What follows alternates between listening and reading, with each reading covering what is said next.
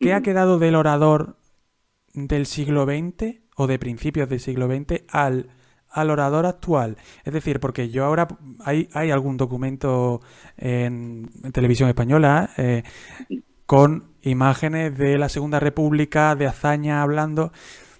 No tienen por qué ser grabados porque evidentemente no queda mucho de eso, pero sí he escuchado algunos y el orador de esa época era distinto o era, por lo menos, evidentemente como la época era otra, las cosas cambian. Sí, Pero ¿qué ha quedado sí. de ese tipo de orador?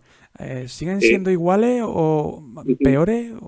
a ver, me parece una pregunta muy interesante. A ver, el orador de esa etapa de la Segunda República, al margen de su perfil ideológico, en sus discursos había en muchas ocasiones contenidos filosóficos, auténticamente filosóficos. Es Sí. decir, lógicamente se estaba refiriendo a acontecimientos políticos o a objetivos políticos o a programas electorales, a lo que fuera, pero había un discurso filosófico. Eran además intervenciones largas y en una intervención larga, digamos, es inevitable que en el discurso haya ese tipo de contenidos. Digamos, en la etapa, no ya en la etapa actual, sino desde que volvió a España la democracia, en la transición, el contenido es estrictamente político. Sí hay que decir que evidentemente, y eso, bueno, pues lo podemos ver todos, en cualquier etapa histórica ha habido grandes oradores y, digamos, líderes políticos, candidatos, que no destacaban precisamente por su capacidad discursiva, por su oratoria. No destacaban. Eh, y eso es así.